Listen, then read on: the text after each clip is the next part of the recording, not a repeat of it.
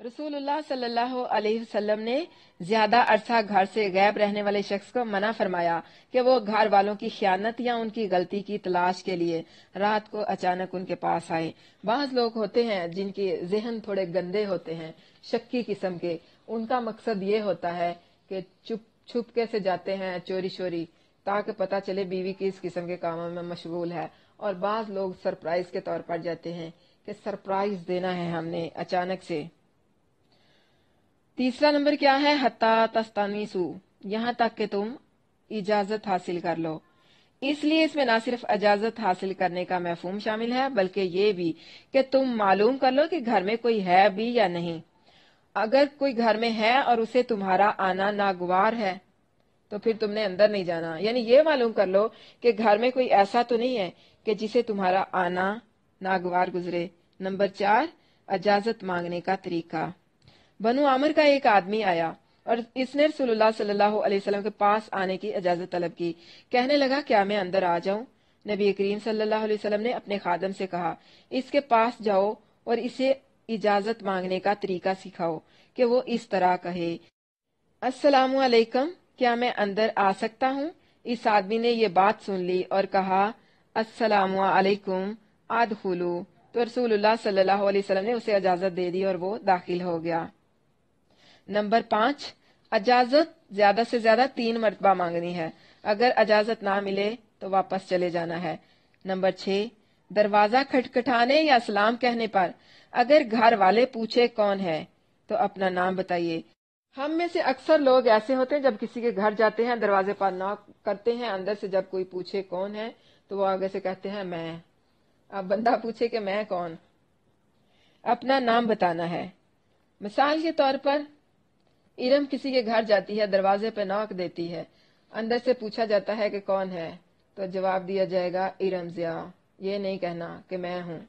हजरत जाबिर रज़ियल्लाहु अन्हु कहते हैं कि मैं नबी सल्लल्लाहु अलैहि वसल्लम के पास एक कर्ज के सिलसिले में हाजिर हुआ जो मेरे वालिद के जिम्मे था। मैंने दरवाजा खटखटाया। आप सल्लल्लाहु अलैहि वसल्लम ने पूछा, मन जा, कौन है? फकुलतु आना, मैंने कहा मैं हूँ। आप सल्लल्लाहु अलैहि वसल्लम ने फरमाया, मैं, गोया आपने उसे नापसंद फरमाया कि क्या मैं।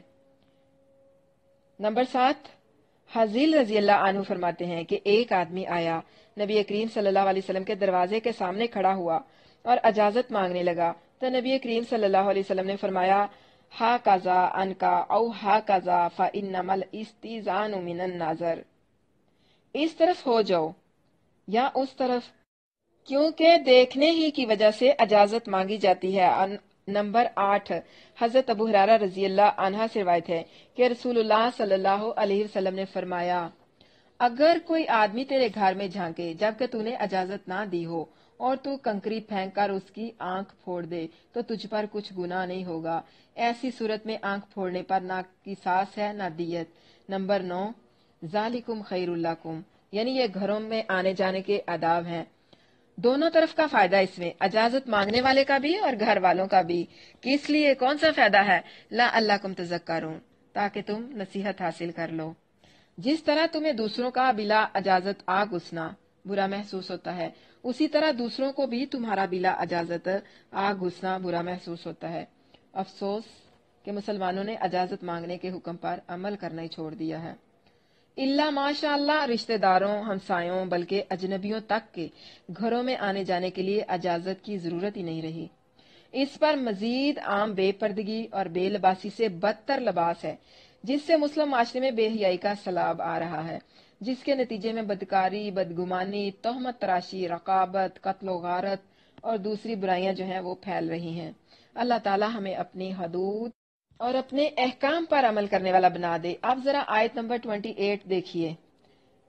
यानी अगर घर में कोई मौजूद ना हो तो उससे तुम्हारे लिए बगैर इजाजत वहां दाखिला जायज नहीं हो जाता, कि अगर कोई घर में नहीं है तो अब आप वहां पर जा सकते हो।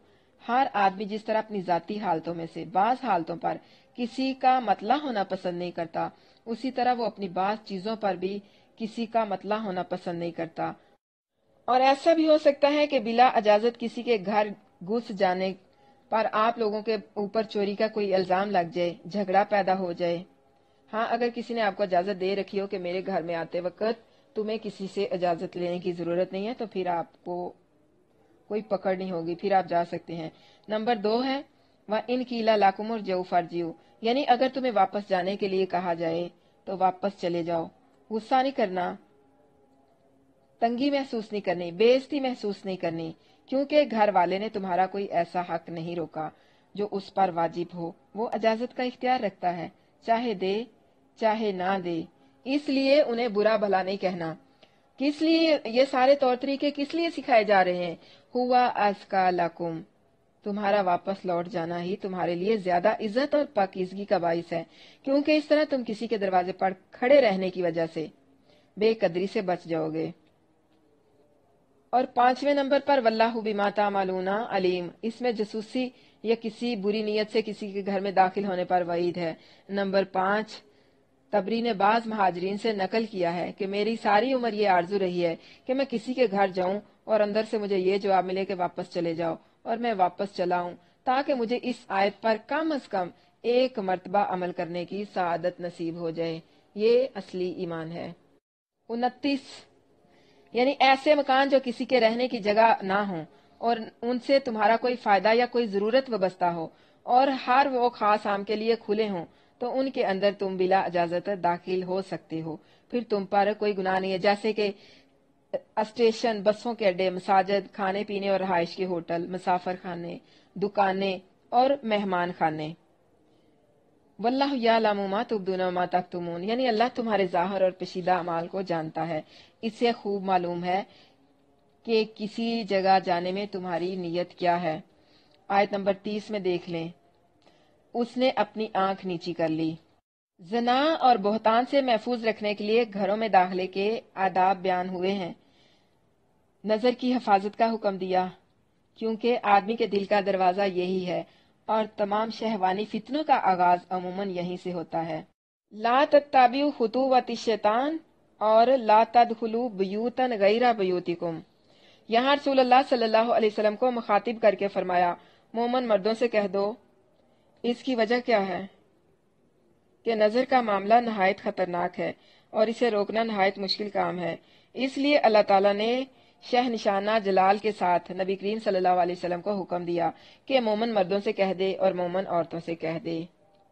نمبر 3، اللہ تعالیٰ کا یہ حکم نہیں کہ کسی چیز کو بھی نظر بھر کر نہ دیکھو، راستے میں چلتے ہوئے بھی نگاہ مت اٹھاؤ، بلکہ حکم کچھ نگاہیں نیچی رکھنے کا ہے، اور مراد ان چیزوں سے نگاہ نیچی رکھنا ہے جن کی طرف نگاہ بھر کر دیکھنا اللہ تعالیٰ نے حرام فرمایا ہے، مثلا اپنی بیوی اور محرم رشتوں کے سوا عورتوں کو دیکھنا، کسی داڑھی کے بغیر لڑکے کو شہوت کی نظر سے دیکھنا، یا کسی کا خط یا وہ چیز دیکھنا جسے وہ چھپانا چاہتا ہو۔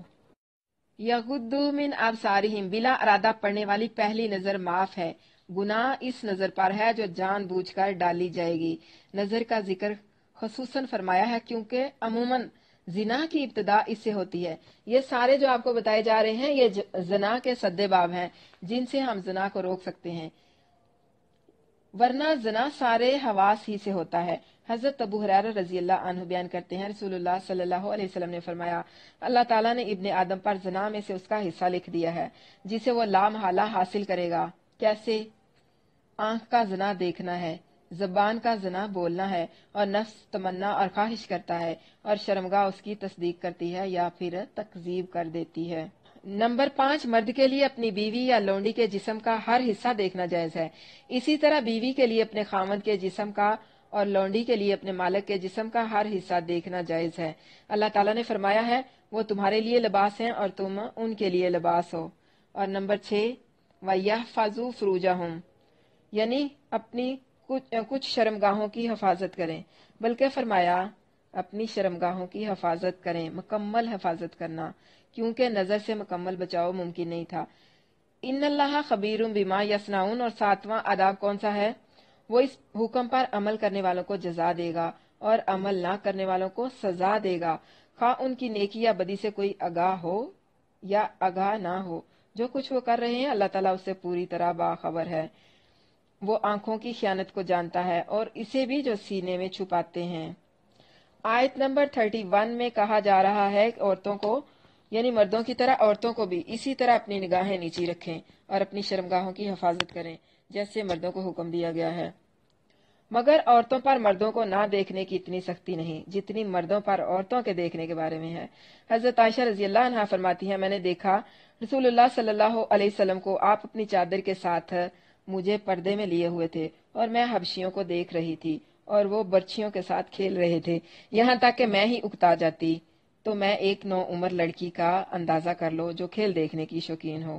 یعنی کہتی ہے کہ میں ایک نو عمر لڑکی تھی جسے کھیل دیکھنے کا شوق تھا، چھوٹی عمر کی تھی نا۔ یعنی اندازہ لگا لو کہ رسول اللہ صلی اللہ علیہ وسلم میرے لیے وہاں پر کتنی دیر کھڑے رہے ہوں گے۔ ان حدیث مبارکہ سے ثابت ہوتا ہے کہ اگر شہوانی خیال نہ ہو تو عورتیں مردوں کو دیکھ سکتی ہیں۔ پردے کا حکم عورتوں کو ہے تاکہ مرد انہیں نہ دیکھیں، مردوں کو نہیں کہ عورتیں انہیں نہ دیکھیں۔ البتہ اگر شہوت کے ساتھ ہو تو عورتوں کو بھی مردوں کی طرف دیکھنا حرام ہے، جیسا کہ آیت سے ظاہر ہوتا ہے۔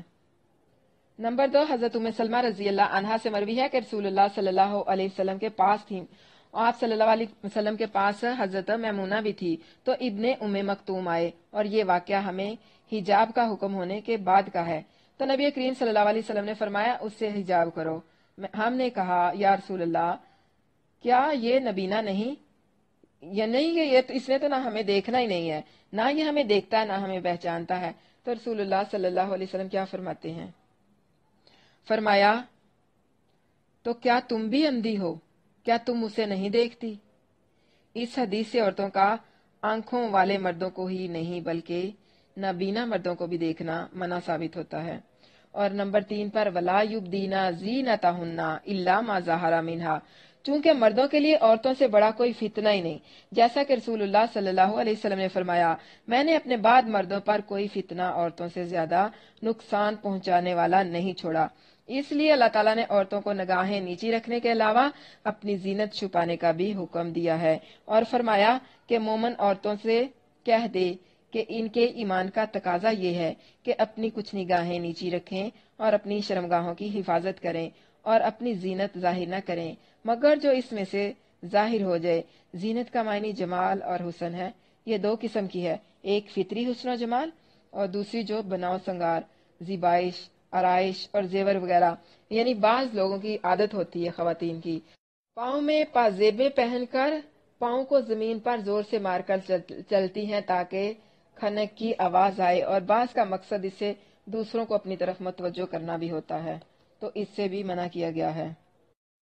اس کے علاوہ وہ لوگ جن کے سامنے ہمیں چہرہ کھول کر بیٹھنے کی اجازت ہے وہ کون سے محرم ہیں؟ اپنے خامدوں کے لیے، اپنے باپوں کے لیے، یا اپنے خامدوں کے باپوں کے لیے، یا اپنے بیٹوں کے لیے، یا اپنے خامدوں کے بیٹوں کے لیے، یا اپنے بھائیوں، یا اپنے بھتیجوں، یا اپنے بھانجوں، یا اپنی عورتوں کے لیے، یا ان کے لیے جن کے مالک ان کے دائیں ہاتھ بنے ہیں، یا تابع رہنے والے مردوں کے لیے جو شہوت والے نہیں، یا ان لڑکوں کے لیے جو عورتوں کے پردے کی باتوں سے واقف نہیں، اور اپنے پاؤں زمین پر نہ ماریں تاکہ وہ ان کی زینت معلوم ہو جو وہ چھپاتی ہیں۔ اور تم سب اللہ کی طرف توبہ کرو اے مومنو تاکہ تم کامیاب ہو جاؤ۔ کیا پتہ چلا گھر میں داخل ہونے سے پہلے سلام کرنی ہے، بنا کسی کی اجازت کے اس کے گھر میں نہیں جانا، دوسروں کے دکھاوے کے لیے بناؤ سنگار نہیں کرنا، نگاہوں کی حفاظت کرنی ہے، اپنے جسم کو چھپانا ہے، شرمگاہوں کی حفاظت کرنی ہے، زمین پر پاؤں مارتے ہوئے نہیں چلنا تاکہ زینت ظاہر ہو جائے۔ اگلا رکوع نوٹ کر لیں 35 سے 40 تک۔ زمین و آسمان کا نور اللہ تعالی، اللہ ہی آسمانوں اور زمین کا نور ہے۔ اس کے نور کی مثال ایک تاک کسی ہے جس میں ایک چراغ ہے، اور وہ چراغ ایک فانوس میں ہے، اور وہ فانوس گویا چمکتا ہوا تارا ہے۔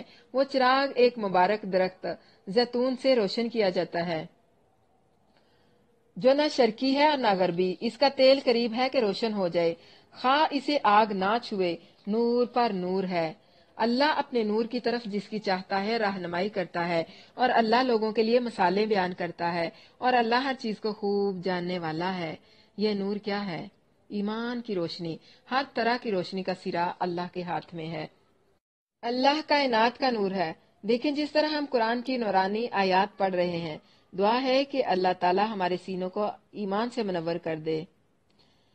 اب اللہ کی یہ پیاری پیاری روشنی کہاں سے ملنے والی ہے؟ کہاں سے ملے گی؟ ایمان والوں کے سینے سے۔ اور ایمان والے کہاں ملیں گے؟ اللہ کے گھروں میں۔ کیسے؟ ان عظیم گھروں میں جن کے بارے میں اللہ نے حکم دیا ہے کہ وہ بلند کیے جائیں اور ان میں اس کا نام یاد کیا جائے، اس کی تسبیح بیان کرتے ہیں۔ ان میں صبح و شام اور بڑی شان والے مرد جنہیں اللہ کے ذکر سے اور نماز قائم کرنے اور زکوٰۃ دینے سے نہ کوئی تجارت غافل کرتی ہے اور نہ کوئی خرید و فروخت۔ وہ اس دن سے ڈرتے ہیں جس دن میں دل اور آنکھیں الٹ جائیں گی، اس ارادے سے کہ تاکہ اللہ انہیں اس کا بہترین بدلہ دے جو انہوں نے کیا، اور انہیں اپنے فضل سے زیادہ دے، اور اللہ جسے چاہتا ہے بے حساب دیتا ہے۔ اور وہ لوگ جنہوں نے کفر کیا ان کے اعمال کسی چٹیل میدان میں ایک سراب کی طرح۔ ایمان والوں کی بات جب وہ اللہ اور اس کے رسول کی طرف بلائے جائیں تاکہ وہ ان کے درمیان فیصلہ کریں، اس کے سوا نہیں ہوتی کہ وہ کہتے ہیں ہم نے سنا اور ہم نے اطاعت کی اور یہی لوگ فلاح پانے والے ہیں۔ اور جو شخص اللہ اور اس کے رسول کی اطاعت کرے اور اللہ سے ڈرے اور اس سے بچے تو یہی لوگ مراد پانے والے ہیں۔ اور انہوں نے اللہ کی قسمیں کھائیں، اپنی پختہ قسمیں، کہ اگر واقعی تو انہیں حکم دے تو وہ ہر صورت ضرور نکلیں گے۔ تو کہہ دے قسمیں نہ کھاؤ، جانی پہچانی ہوئی اطاعت ہی کافی ہے، بے شک اللہ اس سے خوب واقف ہے جو تم کرتے ہو۔ قل اطیعوا اللہ و اطیعوا الرسول، کہہ دے اللہ کا حکم مانو اور رسول کا حکم مانو، پھر اگر تم پھر جاؤ تو اس کے ذمے صرف وہ ہے جو اس پر بوجھ ڈالا گیا ہے، اور تمہارے ذمے وہ جو تم پر بوجھ ڈالا گیا، اور اگر اس کا حکم مانو گے تو ہدایت پا جاؤ گے، اور رسول کے ذمے تو صاف پہنچا دینے کے سوا کچھ نہیں۔ اللہ نے ہی ان لوگوں سے جو تم میں سے ایمان لائے اور انہوں نے نیک اعمال کیے وعدہ کیا ہے کہ وہ انہیں زمین میں ضرور جانشین بنائے گا، جس طرح ان لوگوں کو جانشین بنایا جو ان سے پہلے تھے، اور ان کے لیے ان کے اس دین کو ضرور ہی اقتدار دے گا جسے اس نے ان کے لیے پسند کیا ہے، اور ہر صورت انہیں ان کے خوف کے بعد بدل کر امن دے گا۔ وہ میری عبادت کریں گے، میرے ساتھ کسی چیز کو شریک نہ ٹھہرائیں گے، اور جس نے اس کے بعد کفر کیا تو یہی لوگ نافرمان ہیں۔ اور نماز قائم کرو اور زکوٰۃ ادا کرو اور رسول کا حکم مانو تاکہ تم رحم کیے جاؤ۔ تو ان لوگوں کو جنہوں نے کفر کیا ہرگز گمان نہ کر کہ وہ زمین میں عاجز کرنے والے ہیں، اور ان کا ٹھکانہ آگ ہے، اور بلا شبہ وہ بری لوٹ کر جانے کی جگہ ہے۔ مشرکین عام طور پر ہمیشہ تعداد اور قوت میں زیادہ رہے ہیں۔ رسول اللہ صلی اللہ علیہ وسلم کے زمانے میں بھی یہی حال تھا کہ مسلمان کمزور تھے، ان سے خوفزدہ رہتے تھے، تو ایسے حالات میں ان کے لیے خلافت کا وعدہ عجیب اور ناممکن سی بات نظر آتا تھا۔ اس لیے فرمایا کہ کافروں کے متعلق یہ گمان ہرگز نہ کریں کہ وہ اللہ کو مقابلے میں عاجز کر دیں گے۔ یہ لوگ جتنی زیادہ تعداد اور قوت میں ہوں، جتنی زیادہ چال بازیاں کر لیں، فوجیں اکٹھی کر لیں، مقابلہ ان کا اللہ تعالیٰ سے ہے، اور اللہ تعالیٰ کو یہ لوگ کسی صورت مقابلے میں عاجز نہیں کر سکتے۔ کعب رضی اللہ عنہ کا شعر ہے، سہینہ قریش نے ارادہ کیا کہ اپنے رب سے مقابلے میں غالب آئیں، مگر اس زبردست غالب کا مقابلہ کرنے والا تو ہر صورت مغلوب ہی ہوگا۔ یہ حال تو دنیا میں ہوگا، اور آخری مقام ان کا جہنم ہے، اور وہ لوٹ کر جانے کی بری جگہ ہے۔ تو کیا معلوم ہوا؟ زمین میں موجود کوئی بھی چیز اللہ کو عاجز نہیں کر سکتی۔ اللہ اور اس کے رسول کی اطاعت کرنی ہے، قسمیں نہیں کھانی۔ ہدایت صرف اللہ کے ہاتھ میں ہے۔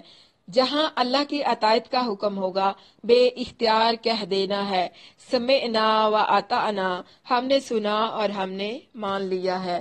دین کی بنیادوں کو مضبوط کرنا ہے، اس بات کا پختہ یقین رکھنا ہے کہ اہل حق اور اہل ایمان ہی غالب ہوں گے۔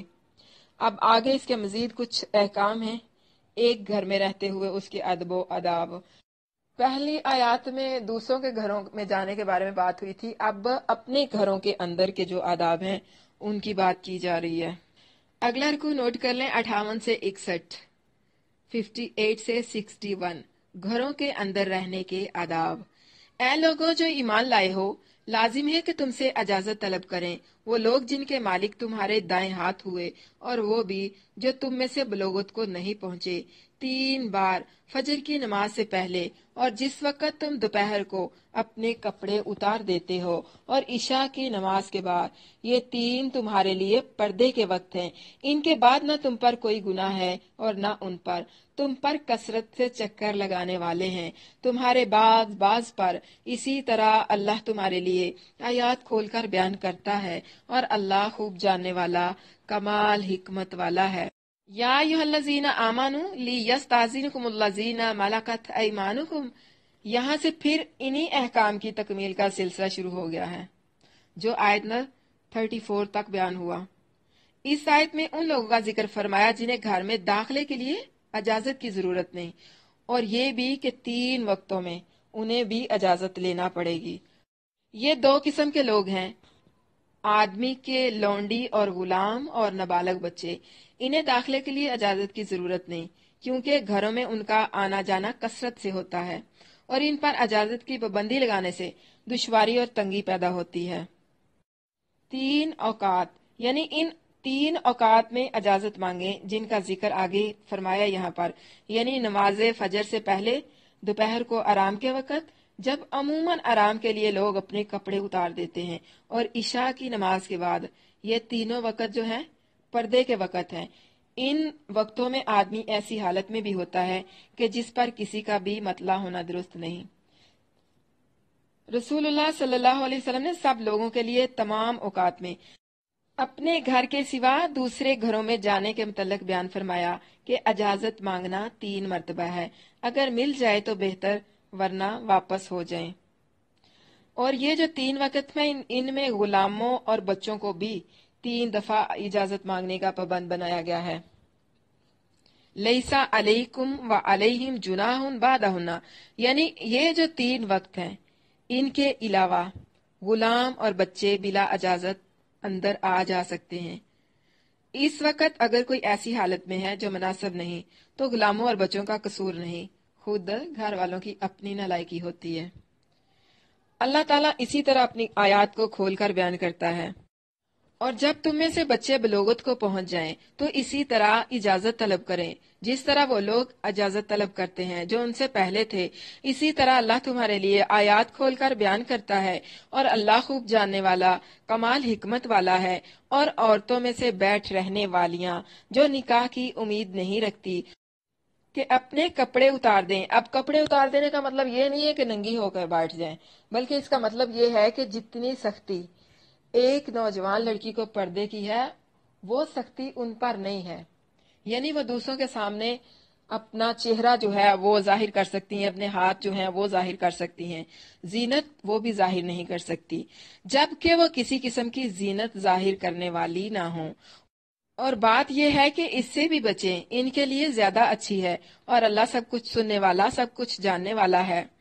اب یہاں یہ وہ آیت ہے جس کے مطابق ہر عورت خود کو بوڑھا کہنے کے لیے تیار ہے، یعنی موسٹلی تو عورتیں کہتی ہیں کہ ہماری عمر بڑھتی نہیں ہے، خواتین اپنی عمر ہمیشہ کم بتاتی ہیں، وہ ہمیشہ خود کو ینگ اور جوان رکھتی ہیں، ہوں یا نہ ہوں، لیکن کہتی یہی ہیں۔ لیکن یہ آیت ہے جس کو سن کر وہ کہتی ہیں کہ ہم بوڑھا ہونے کے لیے تیار ہیں، کس لیے؟ پردہ نہ کرنا پڑے، پردے کی آزادی کی وجہ سے، تاکہ وہ یہ کہہ سکیں کہ ہم باہر جاتے وقت ہمیں پردہ کرنے کی ضرورت نہیں ہے، ہم اس پابندی سے آزاد ہیں۔ تو بھلا ان سے بندہ یہ پوچھے کہ اگر آپ لوگ جب گھر سے باہر نکلتی ہیں پردے کی پابندی سے آزاد ہیں، تو آپ گھر سے باہر جاتے وقت اچھے سے اچھے کپڑے کیوں پہنتے ہیں؟ کیوں گھر سے باہر جانے کے لیے بناؤ سنگار کرتی ہیں؟ کیوں چاہتی ہیں کہ جب گھر سے باہر نکلیں تو ہمارا سوٹ سب سے اچھا ہونا چاہیے؟ یاد رکھیں، جب کوئی بوڑھی خاتون کہیں جاتی ہے اس طرح بن سنور کر کسی شاپ پر کہیں سے کچھ خریداری کرنے کے لیے، تو ضروری نہیں ہے کہ وہاں پر جو بیٹھے ہوئے لوگ ہیں وہ سب بھی بچے ہیں یا اس کی طرف نہیں دیکھیں گے۔ ایسا بھی ہو سکتا ہے کہ کوئی اس کا ہم عمر کوئی بوڑھا آدمی بھی وہاں پر بیٹھا ہو جو اس کو دیکھنے میں دلچسپی رکھتا ہو، تو بہتر یہ ہے کہ ایسی عمر میں بھی گھروں سے باہر بے پردہ نہ نکلا جائے۔ ना अंधे पर कोई हर्ज है और ना लंगड़े पर कोई हर्ज है और ना बीमार पर कोई हर्ज है और ना खुद तुम पर कि तुम अपने घरों से खाओ या अपने बापों के घरों से या अपनी माओं के घरों से या अपने भाइयों के घरों से या अपनी बहनों के घरों से या अपने चचाओं के घरों से या अपनी फूफियों के घरों से या अपने मामुओं के घरों से या अपनी खालाओं के घरों से या उस घर से जिसकी चाबियों के तुम मालिक बने हो या अपने दोस्त के घर से तुम पर कोई गुनाह नहीं कि इकट्ठे खाओ या अलग अलग। फिर जब तुम किसी तरह के घरों में दाखिल हो तो अपने लोगों पर सलाम कहो, जिंदा सलामत रहने की दुआ जो अल्लाह की तरफ से मुकर्रर की हुई बाबरकत पकीजा है। इसी तरह अल्लाह तुम्हारे लिए आयात खोलकर बयान करता है ताकि तुम। आयत नंबर 61 यानी 61। इस आयत के दो हिस्से हैं, एक शुरू से वला अलल मरीजी हराजुन और दूसरा वला अला अनफुसिकुम आखिर तक। पहले हिस्से का ताल्लुक जहाद से है कि अंधे लंगड़े और बीमार अगर जहाद में ना जा सकें तो उन पर कोई गुनाह नहीं क्योंकि वो माजूर हैं, जबकि बाज मुफस्सरीन ने कहा है कि अरब लोग अंधे लंगड़े और मरीज के साथ खाने से कराहत महसूस करते थे। इस पर फरमाया कि इनके साथ खाने में कोई हर्ज नहीं, मगर ये बात दुरुस्त नहीं है। दुरुस्त वही है जो ऊपर बयान की गई है। औमा मलकतुम मफातिहा, इसके मुताबिक अंधे लंगड़े और बीमार को इजाजत दी गई है कि मजूर होने की वजह से उनका लोगों पर हक है कि वो भूख मिटाने के लिए हर जगह और हर घर से खा सकते हैं। इन्हें खामखा की इज्जत नफ्स के या हराम से इज्तनाब के ख्याल में मुब्तला होकर किसी दूसरे के खाने से गुरेज नहीं करना चाहिए।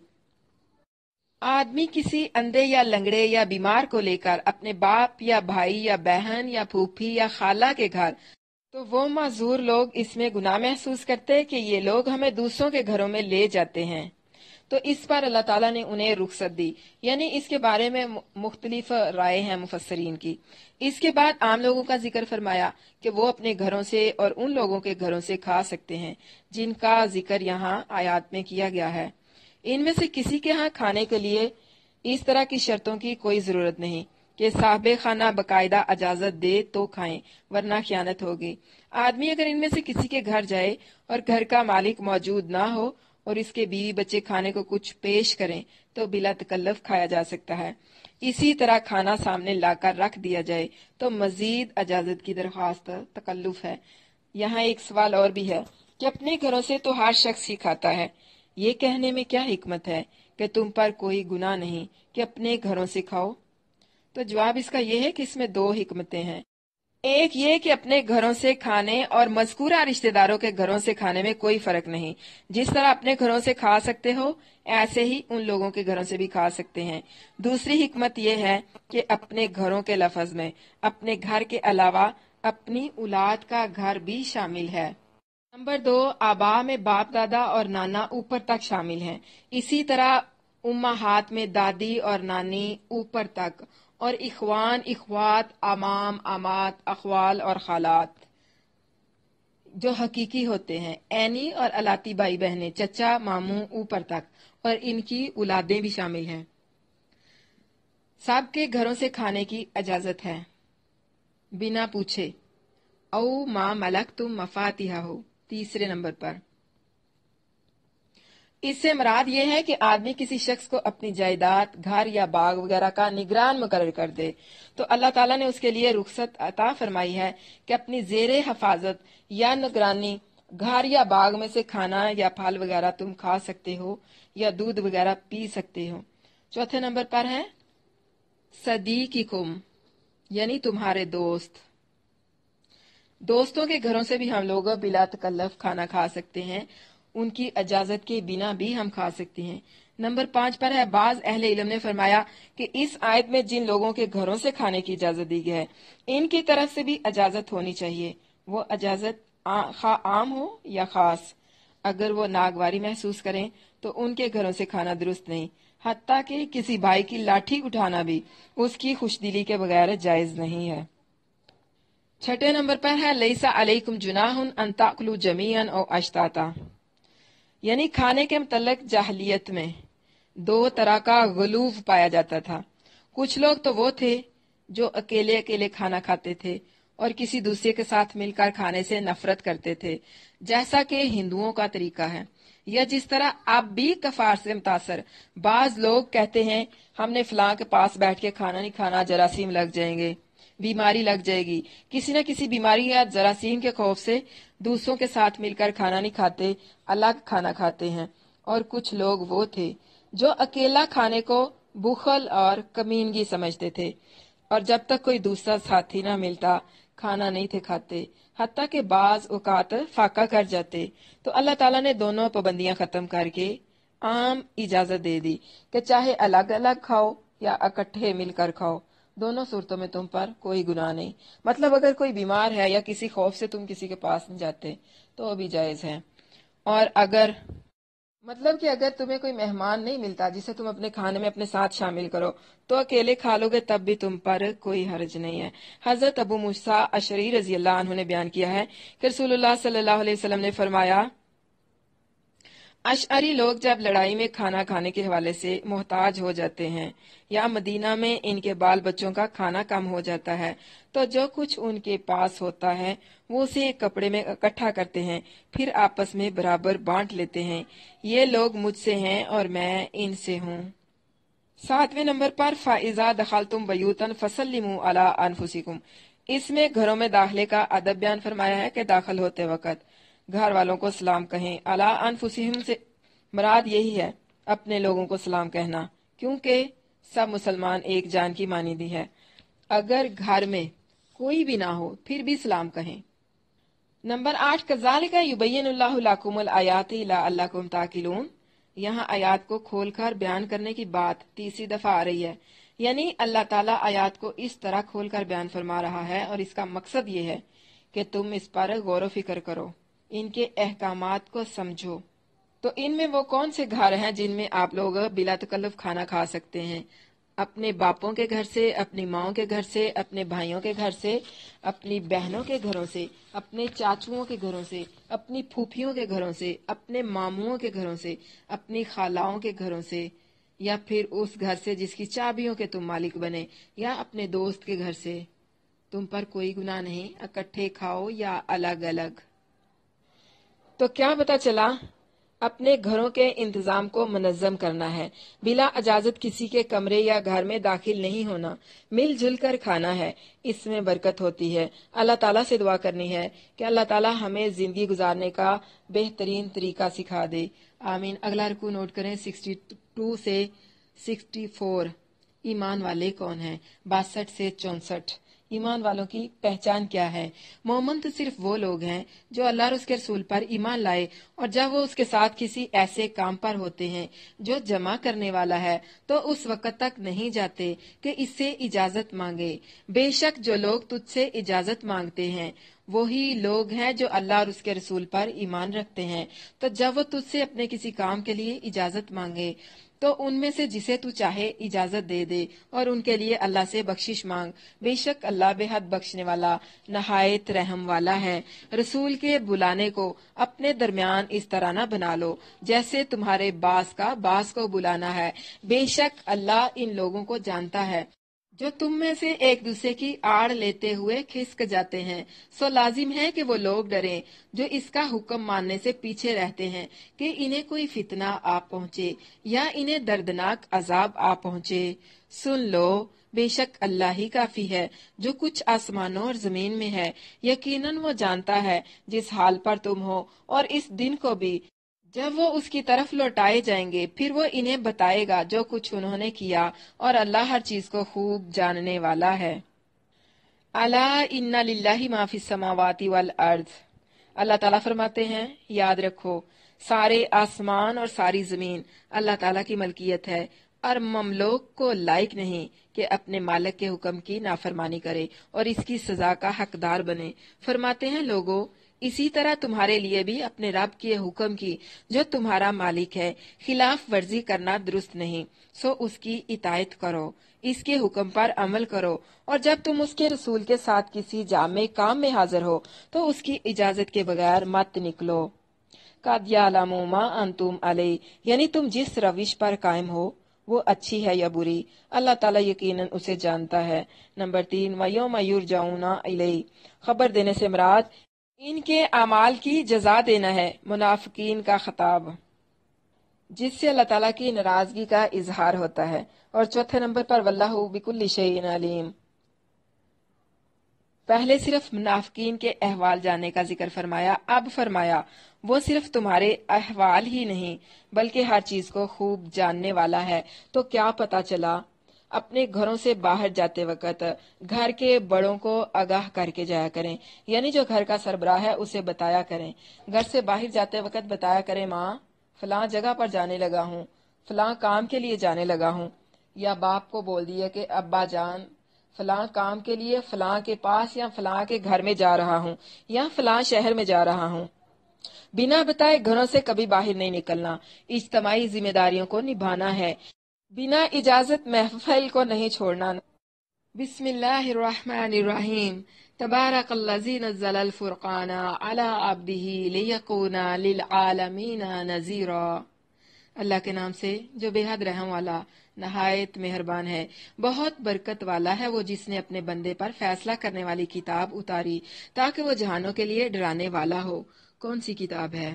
کون ہے وہ جو آرڈر دے رہا ہے؟ اللہ، اور قرآن کی بات ہو رہی ہے۔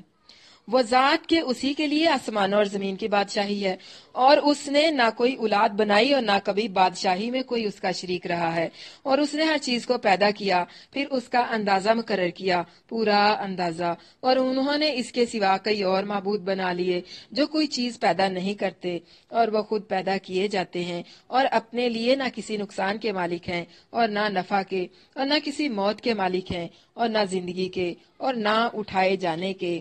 اور ان لوگوں نے کہا جنہوں نے کفر کیا، یہ نہیں ہے مگر ایک جھوٹ جو اس نے گھڑ لیا، اور کچھ دوسرے لوگوں نے اس پر اس کی مدد کی، سو بلا شبہ وہ بہت بھاری ظلم اور سخت جھوٹ پر اتر آئے ہیں۔ اور انہوں نے کہا یہ پہلے لوگوں کی کہانیاں ہیں جو اس نے لکھوا لی ہیں، تو وہ پہلے اور پچھلے پہر اس پر پڑی جاتی ہیں۔ تو کہہ اسے اس نے نازل کیا ہے جو آسمانوں اور زمین میں سب پوشیدہ باتوں کو جانتا ہے، بے شک وہ ہمیشہ سے بے حد بخشنے والا نہایت رحم والا ہے۔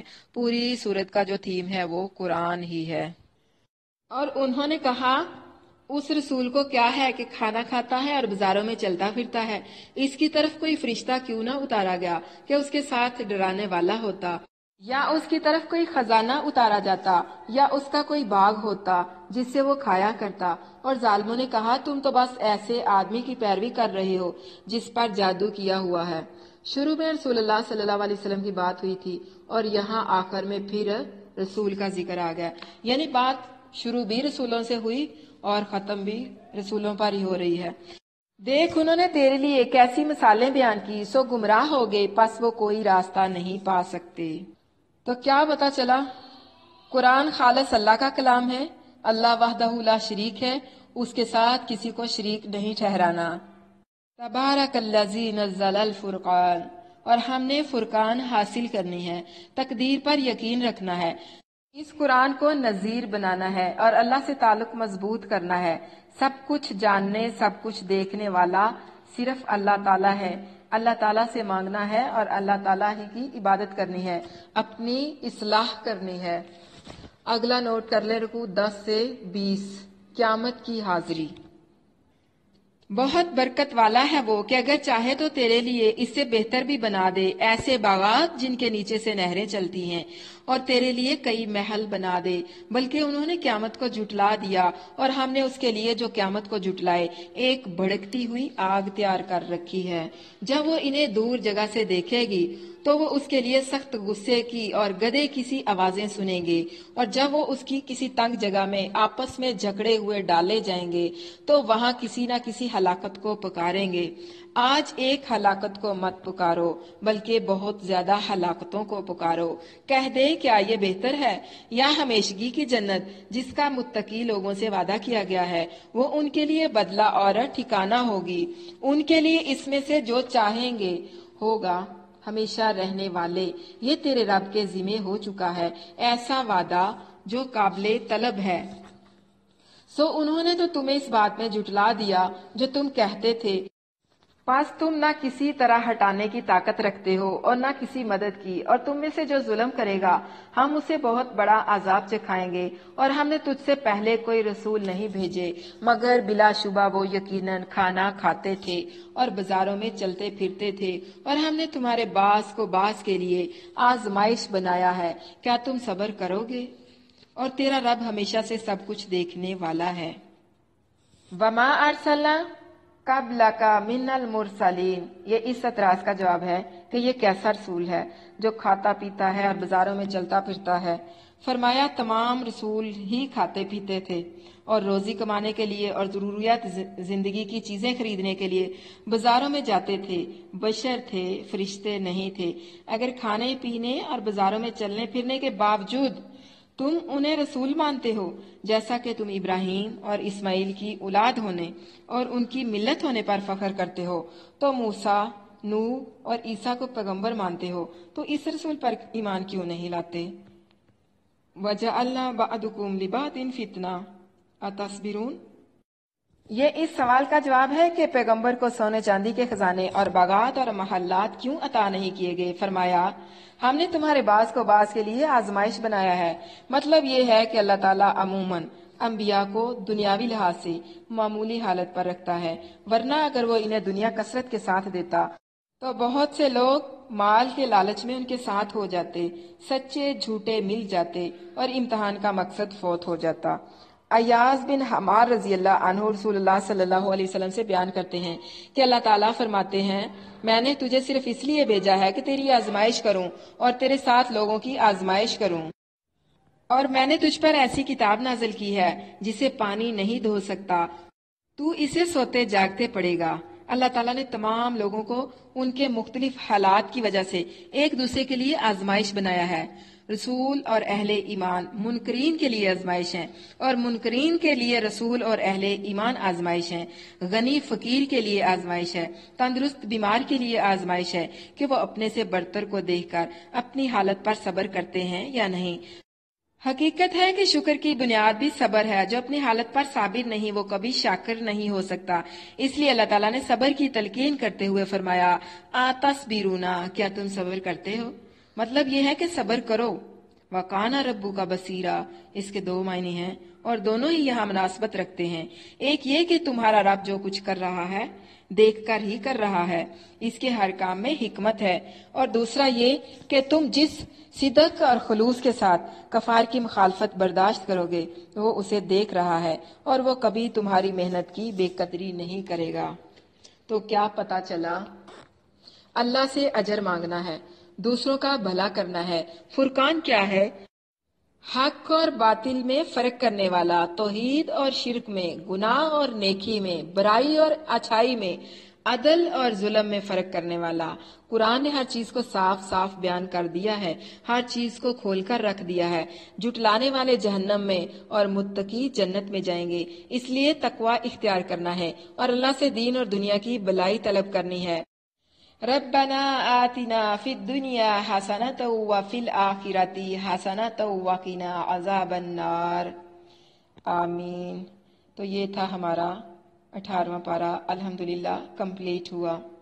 सुबहान रब्बिका रब्बिल इज़्ज़ति अम्मा यसिफून वस्सलामु अलल मुरसलीन वल्हम्दुलिल्लाहि रब्बिल आलमीन। आमीन या रब्बुल आलमीन। अस्सलामु अलैकुम।